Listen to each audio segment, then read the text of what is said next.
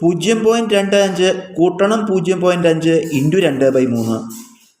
Board mass അനുസരിച്ച് ആദ്യം നമ്മൾ ബ്രാക്കറ്റ് ചെയ്യണം. ബോർഡ് മാസ് അനുസരിച്ച് ആദ്യം ബ്രാക്കറ്റിനകത്ത് ചെയ്യണം. ബ്രാക്കറ്റിനകത്ത് എന്താ ചെയ്യേണ്ടത്? 0.25 0.5 കൂടി കൂട്ടണം. നമുക്ക് 0.25 0.5 കൂടി കൂട്ടുകയാണ്. 0.25 മുകളിൽ എഴുതി 0.5 താഴെ എഴുതി കൂട്ടുമ്പോൾ 5 താഴേക്ക് ഇറക്കിയിട്ടു. 5 2 7 0.75 എന്ന് കിട്ടി. ഏത് ബ്രാക്കറ്റത്തെ കൂട്ടി നമ്മൾ 0.75 കിട്ടി. ഇനി ബ്രാക്കറ്റ് പുറത്ത് ഇൻറ്റു 2/3. ഇനി നമുക്ക് ഗുണിച്ചതിന് ശേഷം ഹരിക്കാം. 0.75 2 കൊണ്ട് ഗുണിച്ചതിന് ശേഷം 3 കൊണ്ട് ഹരിക്കുക. ഈ 0.75 നമ്മൾ 2 കൊണ്ട് ഗുണിക്കുകയാണ്. 2 10 ശിഷ്ടം 1 7 14 15 ശിഷ്ടം 1 2 ഇൻറ്റു 0 0 1 കൂട്ടിയാൽ 1. നമുക്ക് 150 എന്ന് കിട്ടി. പക്ഷേ 2 സ്ഥാനം നീക്കണമല്ലോ, 2 ദശാംശ സ്ഥാനം. 1.50 എന്ന് കിട്ടി. അപ്പോൾ ഇവിടെ 0.75 2 കൂടി ഗുണിച്ചു നമ്മൾ 1.50/3. ഇനി ഹരിക്കുകയാണ്. 1ൽ 3 പോവില്ല, 0 ഇട്ടു. പിന്നെ പോയിൻ്റാണ്, അപ്പോൾ പോയിൻ്റ് ഇട്ടു. ആ 1ഉം 5ഉം ചേർക്കുമ്പോൾ 15ൽ 3 3 15. പിന്നെ 0 അവിടെ ഇട്ടു. പിന്നെ ദശാംശം കഴിഞ്ഞിട്ട് അവസാനം 0 വരുമ്പോൾ ആ 0ത്തിന് വരില്ല. ദശാംശം കഴിഞ്ഞിട്ട് ഒടുവിൽ 0 വരുമ്പോൾ 0ത്തിന് വരില്ല. ഉത്തരം 0.5. 3 1/2 കൂട്ടണം 1 1/4 കൂട്ടണം 2 1/3. നമുക്കാദ്യം ഈ മിക്സഡ് ഫ്രാക്ഷനെയൊക്കെ മാറ്റാം, മിശ്ര ഭിന്നങ്ങളെ. ഈ 3 1/2 എങ്ങനെ മാറ്റുക? 3 കൊണ്ട് 2നെ ഗുണിക്കുക 1 കൂട്ടുക, 3 കൊണ്ട് 2നെ ഗുണിക്കുക 1 കൂട്ടുക. അപ്പം 3 2 6 1 7 ഛേദം 2 അതെവിടെ എഴുതുക. പ്ലസ് അതുപോലെ 1 കൊണ്ട് 4നെ ഗുണിക്കുക 1 കൂട്ടുക, 1 കൊണ്ട് 4നെ ഗുണിക്കുക 4 1 കൂട്ടിയ 5 ഛേദം 4 തന്നെ. പ്ലസ് അതുപോലെ പഠിയും 2 കൊണ്ട് 3നെ ഗുണിക്കുക 1 കൂട്ടുക, 2 കൊണ്ട് 3നെ ഗുണിച്ചാൽ 6ഉം 1 കൂട്ടിയ 7/3. ഇനി ഇത് കൂട്ടണമെങ്കിൽ എന്താ ബുദ്ധിമുട്ട്? ഛേദങ്ങൾ വ്യത്യാസമാണ്. ഛേദങ്ങൾ തുല്യപ്പെടുത്തിയാലേ നമുക്ക് കൂട്ടാൻ പറ്റുള്ളൂ. അപ്പോൾ നമ്മൾ എന്ത് ചെയ്യുക? ഛേദങ്ങളുടെ LCM കാണുക, ഡിനോമിനേറ്റേഴ്സിൻ്റെ LCM കാണുക. ഏതൊക്കെയാണ് ഛേദങ്ങൾ? 2 4 3. ഈ 2 4 3 LCM കാണണം. ഈ 2 4 3 LCM കാണുമ്പോൾ 2ൻ്റെ ഗുണിതമാണ് 4, 2ൻ്റെ ഗുണിതമാണ് 4, 2ൻ്റെ മൾട്ടിപ്പിളാണ് 4. അങ്ങനെ വരുമ്പോൾ നമുക്ക്, അതായത് ഇത് 2 ഘടകവും 4 ഗുണിതമാണല്ലോ അല്ലേ? ഇങ്ങനെ വരുമ്പോൾ നമുക്ക് എന്താ അറിയോ, ഘടകം ഒഴിവാക്കി ഗുണിതം മാത്രം എടുത്താൽ മതി.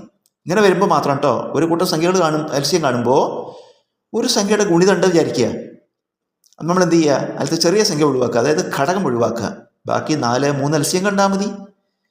നമുക്കറിയാം 4നും 3നും പൊതുഗുണിതം ഒന്നുമില്ല. 2നെ ഹരിക്കാൻ പറ്റുന്ന സംഖ്യ ഇല്ല, പൊതു ഘടകം കേട്ടോ, പൊതു ഘടകം. 4നും 3നും പൊതു ഘടകമില്ല. 4നെയും 3നെയും ഹരിക്കാൻ പറ്റുന്ന സംഖ്യ ഇല്ലല്ലോ. അപ്പോൾ നമ്മൾ എന്ത് ചെയ്യുക? LCM കാണാൻ ഗുണിക്കുക. പൊതു ഘടകമില്ലെങ്കിൽ ഗുണിക്കുക. 4 3 12 LCM. ഇനി നമ്മൾ എന്ത് ചെയ്യണം? എല്ലാ ഛേദങ്ങളെയും 12 ആക്കി മാറ്റുക. ഛേദങ്ങളെയെല്ലാം 12 ആക്കുക. അപ്പോൾ ആദ്യം 7/2 എഴുതി. 2 12 ആക്കാൻ 6 കൊണ്ട് ഗുണിക്കണം. അപ്പോൾ ഇൻറ്റു 6/6. ഗുണിക്കുമ്പോൾ എപ്പോഴും അംശത്തെയും ഛേദത്തെയും ഗുണിക്കണം. അതാണ് 7/2 ഇൻറ്റു 6/6 പ്ലസ് അതുപോലെ 5/4. 4 12 ആവാൻ 3 കൊണ്ട് ഗുണിക്കണം. 5/4 ഇൻറ്റു 3/3 പ്ലസ് 7/3 ഇൻറ്റു 3 12 ആവാൻ 4 കൊണ്ട് ഗുണിക്കണം. 7/3 ഇൻറ്റു 4/4. ഇനി ഓരോന്നും ഗുണിക്കൂ. 7 6 42/6 12 പ്ലസ് 3 15/4 3 12 പ്ലസ് 7 4 28/4 12. ഇപ്പോൾ ഛേദങ്ങളെല്ലാം തുല്യമായി. നമ്മൾ എന്ത് ചെയ്യുക? അംശങ്ങളെല്ലാം കൂടി കൂട്ടുക. 42ഉം 5ഉം 47ഉം 10ഉം 57ഉം 8ഉം 65ഉം 20 85/12. നമ്മളിതിനെ തിരികെ മിക്സഡ് ഫ്രാക്ഷൻ ആക്കുക, തിരിച്ച് മിശ്രഭിന്നാക്കുക. അതെങ്ങനെ? 85ൽ എത്ര 12? 7 12 84. 7 12 84. അപ്പോൾ 7 ഇട്ടു. അവിടെ ശിഷ്ടം ഒരു 1 വരും. 7 12 84 കഴിഞ്ഞാൽ ശിഷ്ടം 1, അത് അംശമായിട്ട് എഴുതുക. ഛേദം ഇതന്നെ എഴുതുക 12. ഉത്തരം 7 1/12. 0.25 ഘാതം 6നെ ഏത് എണ്ണൽ സംഖ്യ കൊണ്ട് ഗുണിച്ചാൽ 0.25 ഘാതം 4 കിട്ടും? ഇത് 19/7/25 നടന്ന വുമൺ പോലീസ് കോൺസ്റ്റബിൾ പരീക്ഷയ്ക്ക് വന്ന ചോദ്യമാണ് കേട്ടോ. നമ്മൾ ഏത് എണ്ണൽ സംഖ്യ കൊണ്ട് ഗുണിച്ചാൽ, ഏതുകൊണ്ട് ഗുണിച്ചാൽ എന്ന് ഉത്തരം കണ്ടുപിടിക്കാൻ, ഏതുകൊണ്ട് ഗുണിച്ചാൽ എന്ന് ഉത്തരം കാണാൻ, ഏതുകൊണ്ട് ഗുണിച്ചാൽ എന്നതിന് ശേഷമുള്ളതിനെ ഏതുകൊണ്ട് ഗുണിച്ചാൽ എന്നതിന് മുമ്പുള്ളത് കൊണ്ട് ഹരിക്കുക. ഏതുകൊണ്ട് ഗുണിച്ചാൽ എന്നതിന് ശേഷമുള്ളത് അംശമായിട്ട് എഴുതുക, ഏതുകൊണ്ട് ഗുണിച്ചാൽ എന്നതിന് മുൻപുള്ളത് ഛേദമായിട്ട് എഴുതുക. അങ്ങനെ ഇട്ട് ഹരിക്കുക. അപ്പോൾ 0.25 ഹോൾ ഘാതം 4/0.25 ഹോൾ ഘാതം 6. നമുക്കറിയാം ഏഘാതം എം ബൈ ഏഘാതം എൻ ഏഘാതം എം മൈനസ് എൻ. അതുപോലെ ഇത് വരും. ഇത് രണ്ടും എ ആണ്, ഇതാണ് എമ്മും എന്നും. എ എന്ന് പറയുന്നത് 0.25, എമ്മും എന്നും 4 6. അപ്പോൾ നമുക്ക് എന്തെഴുതാം? 0.25 ഘാതം എം എന്ന് കുറയ്ക്കുമ്പോൾ 4 കുറയ്ക്കണം 6. 0.25 ഘാതം 4 6 കുറച്ചാൽ -2. അടുത്ത കൃത്യക നിയമം എക്സ് ഘാതം നെഗറ്റീവ് എം സമം 1/x ഘാതം എം. അതായത് കൃതി നെഗറ്റീവ് വരുമ്പോൾ നമ്മൾ എന്ത് ചെയ്താൽ മതി? ആ നെഗറ്റീവ് കളയാൻ 1/8 എഴുതിയാൽ മതി. അതുപോലെ ഇവിടെ കൃതി നെഗറ്റീവ് വന്നിരിക്കുകയാണ്, നമ്മൾ എന്ത് ചെയ്താൽ മതി? 1/8 ഇട്ടാൽ മതി. 1/0.25 ഹോൾ സ്ക്വയർ. 1/, ഈ 0.25 പറഞ്ഞാൽ 25/100 ആണ് അല്ലേ? 0.25 25/100 ആണ്. നമുക്കറിയാം ഈ 25നെ 100 കൊണ്ട് ഹരിക്കുമ്പോൾ 2 സ്ഥാനം നീക്കുമ്പോൾ ഇത് കിട്ടുമല്ലോ. അപ്പോൾ 25/100 ഹോൾ സ്ക്വയർ. അപ്പോൾ 1/25 സ്ക്വയർ 625/100 സ്ക്വയർ 10,000. അപ്പോൾ 1/625/10,000. ഇങ്ങനെ വരുമ്പോൾ നമുക്കറിയാം ഛേദത്തിൻ്റെ ഉൾക്രമം കൊണ്ട് ഗുണിക്കണം അല്ലേ? തിരിച്ചിട്ട് ഗുണിക്കണം, റെസിപ്രോക്കലുണ്ട്. അപ്പോൾ 1 ഇൻറ്റു ഇട്ടെടുത്ത് തിരിച്ചിട്ടു 10,000/625. ഒന്നുകൊണ്ട് ഗുണിക്കുമ്പോൾ മാറ്റില്ല. അപ്പോൾ ഇത് വന്നു 10,000/625 അല്ലേ? നമുക്ക് ഇതിനെ 25 കൊണ്ട് പിടിച്ചു. 25 കൊണ്ട് 100 4 25 100, പിന്നെ 2 0. അപ്പോൾ 400 വന്നു അംശം. അടിയിൽ നമുക്കറിയാം 25ൻ്റെ സ്ക്വയർ ആണല്ലോ 625. അപ്പോൾ ഇവിടെ 25 കൂടെ കിട്ടുമ്പോൾ അടിയിൽ 25 വരും. ഇനി 400നെ 25 ഹരിച്ചാൽ എത്ര വരിക? 400/25 16 വരും അല്ലേ? 40ൽ ഒരു 25 ശിഷ്ടം ഒരു 15 വരും. 150ൽ 6 25 150. ഉത്തരം 16. ആദ്യത്തെ 11 സംഖ്യകളുടെ വർഗങ്ങളുടെ ശരാശരി കാണുക. ആദ്യത്തെ 11 സംഖ്യകളുടെ സ്ക്വയേഴ്സിൻ്റെ ആവറേജ് കാണണം. ആദ്യത്തെ സംഖ്യകളുടെ വർഗങ്ങളുടെ ശരാശരി, ആദ്യത്തെ സംഖ്യകളുടെ സ്ക്വയേഴ്സിൻ്റെ ആവറേജ് കാണാനുള്ള ഫോർമുലയാണ് ഇത്. n+1 × 2n+1/6. വില കൊടുക്കുക. എണ്ണം എത്രയാണ്? 11 അല്ലേ? അപ്പോൾ എന്നിന് പകരമൊക്കെ 11 കൊടുക്കുക. n+1 11+1 into 2n+1. അപ്പോൾ 2 × 11+1/6. 11 കൂട്ടിയ 12 ഇൻറ്റു 11 22 23. 11 22 23/6. ഈ 2ഉം 12 വെട്ടുമ്പോൾ മുകളിൽ 2, 2ഉം അല്ല 6ഉം 12 വെട്ടുമ്പോൾ മുകളിൽ 2, 2 × 23. ഉത്തരം 46. 66 2/3 69% എത്ര? നമുക്കറിയാം ശതമാനം കാണണമെങ്കിൽ എന്ത് ചെയ്യണം? ആ സംഖ്യ /100 കൊണ്ട് ഗുണിച്ചാൽ മതി. ശതമാനം കാണാൻ ആ സംഖ്യ /100 കൊണ്ട് ഗുണിക്കുക. ഇപ്പോൾ ഈ 66 2/3 ഇത് മിശ്രഭിന്നാണ്, മിക്സഡ് ഫ്രാക്ഷനാണ്. നമുക്കതിനെ മാറ്റാം. എങ്ങനെ മാറ്റുക? 66നെ 3 കൊണ്ട് ഗുണിക്കുക, 2 കൂട്ടുക. 66നെ 3 കൊണ്ട് ഗുണിക്കുക, 2 കൂട്ടുക. 66 × 3 198 വരും. 2 കൂട്ടുമ്പോൾ 200 എന്ന് വരും. ഛേദം അതേപടി എഴുതുക. എന്താ ഛേദം? 3 അല്ലേ? അപ്പോൾ 200. ഈ 66 2/3 നമുക്ക് മിക്സഡ് ഫ്രാക്ഷൻ ആക്കുമ്പോൾ മാറ്റിയുമ്പോൾ എന്ത് കിട്ടി? 200/3 ഇൻറ്റു 69%, 69/100.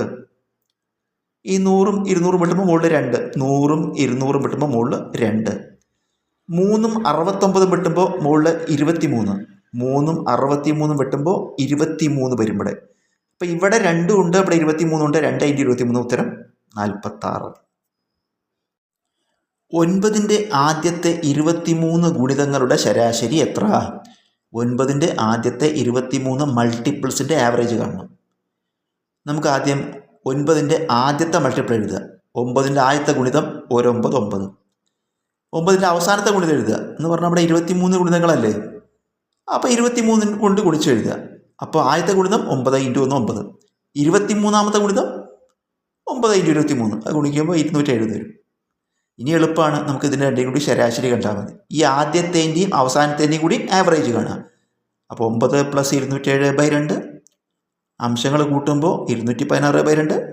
ഹരിക്കുമ്പോൾ 108 എന്ന് വരും അല്ലേ? 2ൽ 2 ഒരു തവണ, 1ൽ പൂവില്ല 0 ഇട്ടു, 16ൽ 2 2 16. ഉത്തരം 108.